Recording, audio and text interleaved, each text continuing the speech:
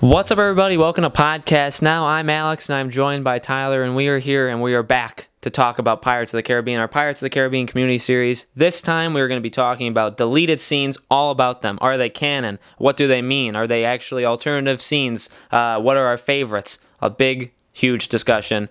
Maybe arguing, maybe some killing is coming up ahead. Make sure you go check out all of our other Pirates of the Caribbean community series videos that we've done so far. In 2 weeks, we are going to talk about the box office results of Pirates of the Caribbean, Dead Men Tell No Tales. So we're going to talk about how it did fully in the box office and what that could mean for a Pirates 6 and so on. So that'll be in 2 weeks, and then we will just go on from there. We'll keep updating you on the next video from that. So, Tyler, we just had maybe a 20-25 minute discussion on this off camera just to get ourselves ready. Deleted scenes in Pirates of the Caribbean are very weird, they're very different, and the ultimate question is, are they canon or aren't they? And if they aren't, then what does that mean? And if they are, what does that mean? And funny enough, we have actually two different sides of it. So we're both going to kind of argue our points, talk about it. We want to obviously know what you guys think, and hopefully you watch to hear our points before you comment and, call us out on something that we didn't say yet. Tyler, argue your point. So the way I see deleted scenes, most deleted scenes, not all, because there's clear for the most part. Well, that's not true with Pirates, but there's sometimes definite clear deleted scenes. Then there's also alternate scenes. Now, how I view a deleted scene is I view deleted scenes as not being canon. And mainly because the fact that they decided to take the scene out of the movie, out of the theatrical release, which truly, if you think about it, is the only one that matters, which a lot of you just freaked out about and now you're making comments about. Just wait a second. Don't pause the video. If you did, it's too late because you can't hear this part. The reason I'm saying that that's the only one that matters is because for many people, especially movies like Pirates of the Caribbean, where it's like a really fun movie to go see with a family or whatever. Most people who see movies at theaters don't end up buying the DVD because most people only like to see things once, unless they're fans. But that's different, like us, basically. Anybody here in this Pirates community would end up getting the movie as well as seeing it in theaters and blah, blah, blah. That's different. The average viewer, though, the everyday viewer who shows up to the movie theater, sees a movie, leaves, says, yeah, that was really good, and then forgets about it the rest of their life until it's on TV, those people they'll never see, unless they stumble across it on YouTube right here, they'll never know what scenes were taken out. Basically, what they were shown was the story. The story that was told in the theaters is the only story that matters because that's the first viewing. Therefore, the first, the initial reactions to and understanding of the story plot. DVDs come out months, not as long as it used to be, but Pirates actually is taking a while to come out on DVD because that came out May 26th.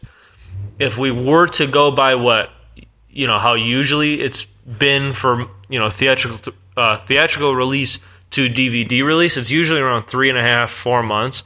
So technically we should be getting it early September, but I think when are we getting it? October, Alex? Yeah. So we're getting it kind of a month late. Not that big of a deal, but still, it's basically far out there for deleted scene purposes. So, anyways, back to what I was saying. Because the theatrical release is the initial release, the initial understanding for many months of what's happening in the story, to me, that's the only story that has that's the official story. That's the relevant story. If they wanted to put in the scenes that they took out, or leave in, I should say, the scenes that were taken out, then they could have. And if there was other scenes that weren't as important, they would have left those out.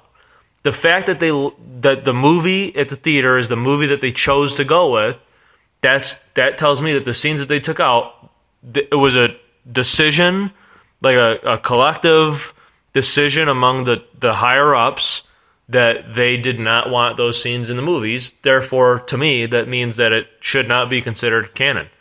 And again, if it was very important to the story, if whatever was said or shown had any real true like weight and relevance, it would have been in the movie. To further understanding of what's taking place, it would have been in the movie. So that's how I view deleted scenes. Again, alternate scenes are that's different, because it's just something that they shot. They're like, oh, this might be really cool if we have this, and they're like, nah, you know what? We could do better than that, and we can do it like this. That's different though than a deleted scene. Well, so definitely, I mean, I definitely see your point, and I'm sure people see both sides of it. So me personally, I do think it's canon, and I think it's canon for a couple different reasons. One could be the fact that we don't necessarily know why those scenes are not in the actual movie. They could be for budget reasons. They could be to, they maybe have too much of runtime on the movie, so they want to keep them out. Maybe they feel like, in one in particular scene, which we may talk about, they may feel like we can kind of condense this scene that we made into just a couple sentences that another character can say. And what that ultimately means, in my opinion, is the movie doesn't want to tell you or show you the same thing twice. And a lot of times that's what deleted scenes could provide, if you look at it like deep enough. The other thing that I just like recently stumbled upon talking to Tyler right before we record this is where I see it, this is for Pirates of the Caribbean. Pirates of the Caribbean is this entire world, right? It's the entire lore of Pirates of the Caribbean. We've had so many videos on kind of not even just what the movies have shown, but also really how the world works. And by extension, things are going on in the Pirates of the Caribbean world when we aren't watching. And that means it doesn't mean like right now. It means that, when we're seeing a scene in Pirates 1, 2, 3, 4, 5, whatever, there are other things happening in the world at the same moment of time. And it doesn't mean that because we didn't see that scene that it doesn't actually exist, that it didn't actually happen. I think they do happen. So when a character references something that happened to them, by definition, we know that obviously something did happen. And the scene I'm referring to is in Pirates 3. We've talked about it before, and we'll probably talk about it a little here. The Geish scene, Davy Jones talking about how he put the Geish on his heart. Governor Swan was about to stab it. Lord Cutler Beckett comes in, tells him that Jones wasn't serious when he said Elizabeth's dead. What I'm referring to is the fact that I think that scene is canon for the fact that Swan said when all of them, Jack and Barbossa and all them, were leaving on the Black Pearl from Davy Jones' locker, and they see Swan, and he says, well, I learned this, and that. We know that happened. Well, how did it happen? Right? At the time, we don't actually know. But seeing the deleted scene, and Tyler's right, it's not, and that's a good point. I mean, if it's not in the movie, you could very well argue it doesn't exist. It doesn't exist, at least to the casual moviegoer, but maybe to the hardcore fan, it still can in the directors and the producers' way. And so I think by having the deleted scene exist and having it be there for us to see it, that is the scene that Swan was referencing, that he learned about the heart of Davy Jones. And because he was saying that he learned about it, and because we get a scene that tells us how he learned about it, I think that makes that whole scene, and that's really what I'm trying to get at. It makes the entire scene canon because it happened. Like it's happening at another point of time. That could be happening when Barbossa sails the Black Pearl over the Niagara Falls. That could be at the exact same time that happens. But we don't see it. But that doesn't mean that it doesn't happen. So that's really where I come down. I think they do. I think the scenes actually are canon. Now, like Tyler said, alternative scenes are very, very different. Alternative scenes are not canon unless in very specific cases, which we won't even get into. But alternative scenes, I don't think are canon. Like Tyler said, it's just, well, we have this scene. Can we have Johnny improvise it, and maybe we can get a better line from him as Jack, and we'll go with this one. That's different. Scenes that kind of bookend or front end a scene, those aren't alternative scenes. Those are just the deleted scenes.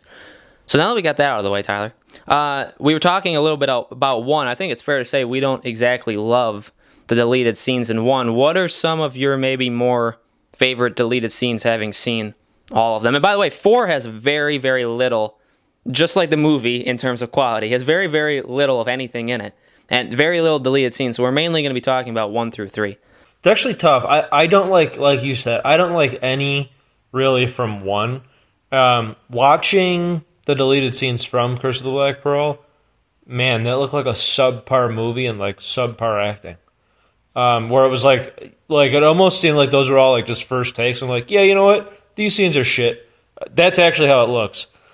Now for the other 2 movies, I don't know how I feel. The one I really, really do like though is probably my favorite one, I think, because I would consider it an alternate scene, and it was just different. Like it just shows a different aspect, and it's Will and Davy Jones playing Liar's Dice, and it goes totally differently than what happens in the movie, where Davy Jones calls Will a liar, and he's not a liar. Will actually beats him, and then Bootstrap. Then he gets up and he does his all little like Davy Jones thing, and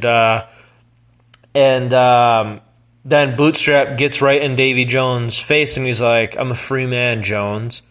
And I don't know, I forgot, he makes some kind of comment.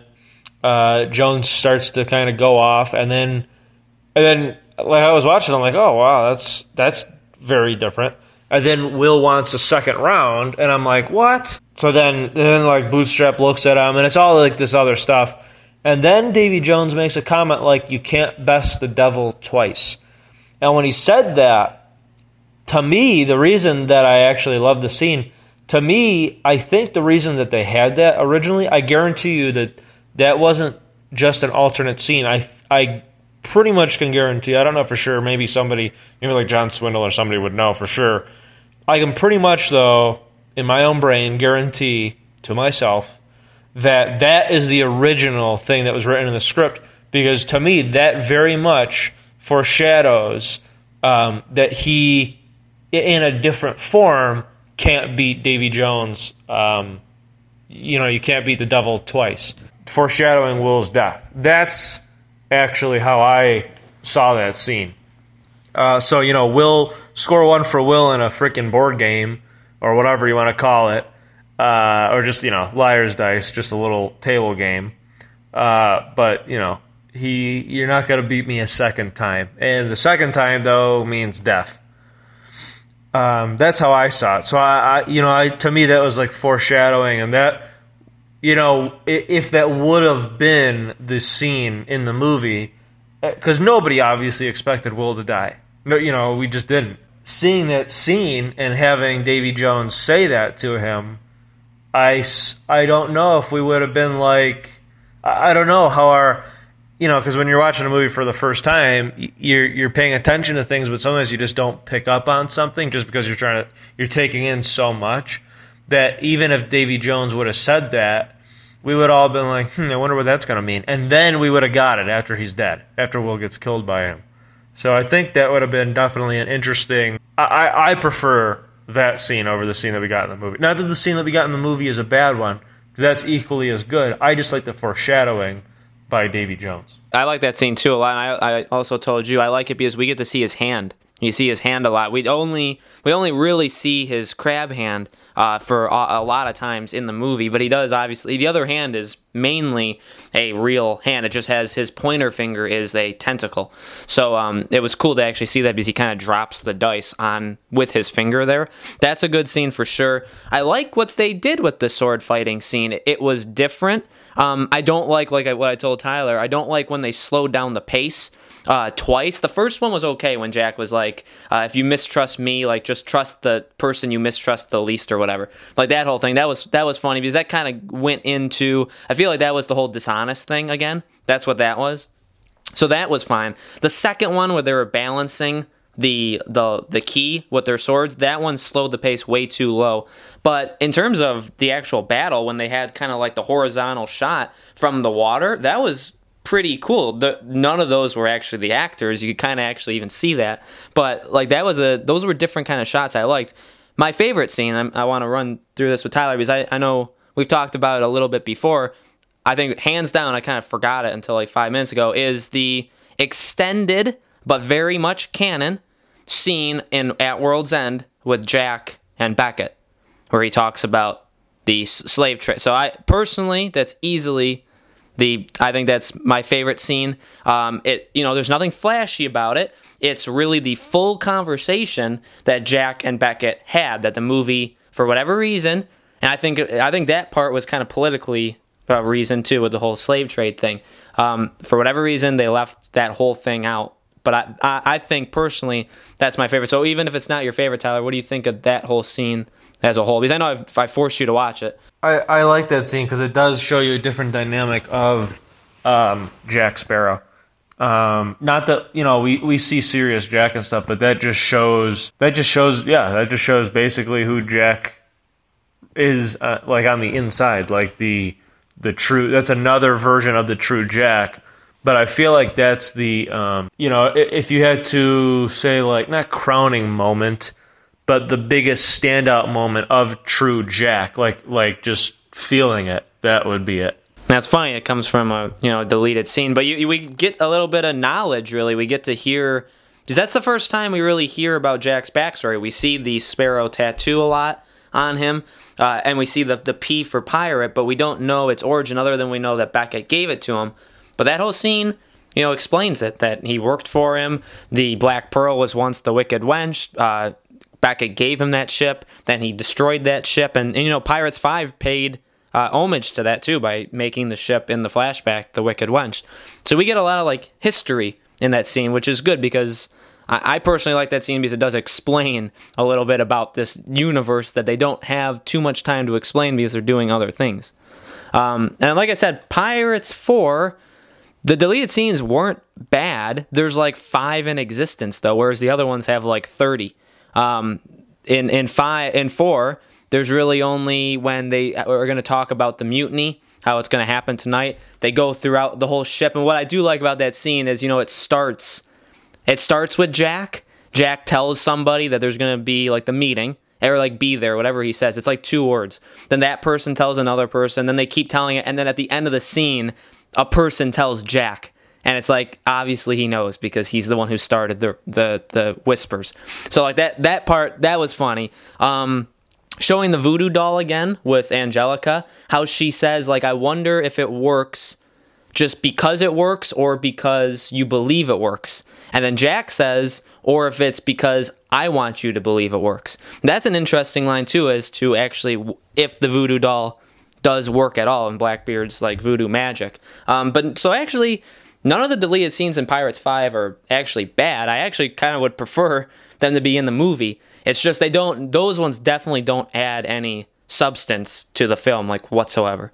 We want to know what you guys think of Pirates of the Caribbean's deleted scenes, or the alternative scenes, or extended, or whatever. We want to know what you guys think of those scenes. When Pirates 5 comes out in October, we will have a video not only reviewing the whole Blu-ray package, but also we will have a complete video talking about the deleted scenes in 5 as well. So that'll be fun to do. But we want to know what you guys think for this.